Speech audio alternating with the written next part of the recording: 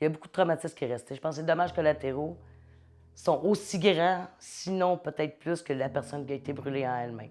Parce que moi, je suis un peu traumatisée de l'incendie parce que moi, je l'ai vécu directement, tandis que mon conjoint, lui, il a pas grand souvenir de l'incendie. Moi, je crois que je suis restée plutôt avec des séquelles de cet incendie-là.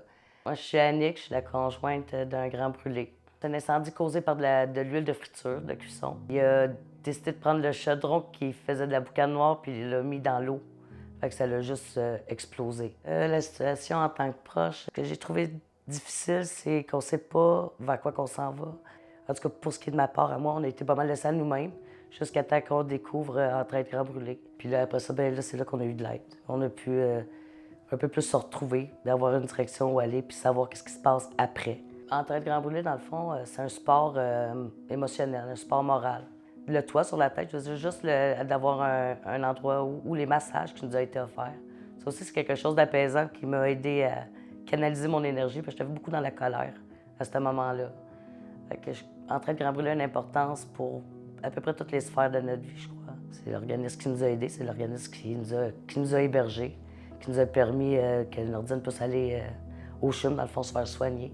Parce qu'en région, ben, ils ne donnent pas les soins pour les brûlés. Ben, avant d'arriver chez Entraide Grand Brûlé, c'était de la colère que j'avais comme émotion. Je trouvais ça vrai, c'était vraiment de la colère. C'était de ne pas savoir qu'est-ce qui se passe après. Qu'est-ce qu'on va faire, où est-ce qu'on va se trouver un logement.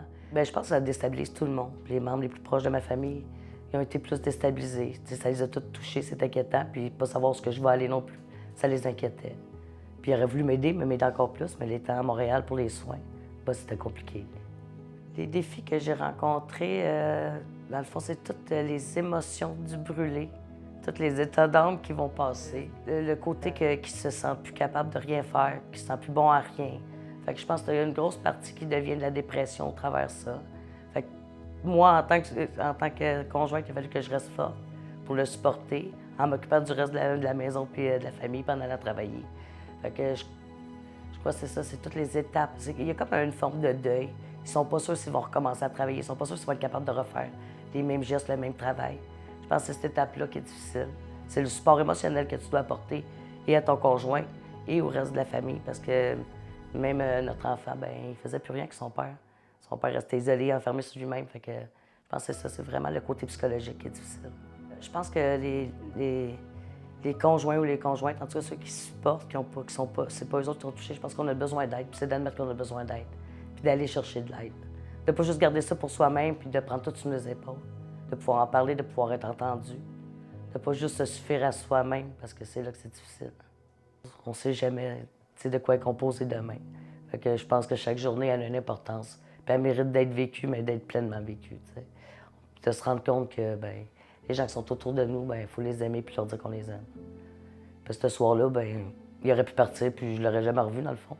Parce que l'incendie était concentré dans une pièce. Puis c'était la pièce où ce qui était. Fait que je pense que c'est ça, je pense que c'est la vie. L'importance de la vie, en général. De prendre cet événement-là comme une leçon de vie, puis de juste continuer d'avancer maintenant. T'sais.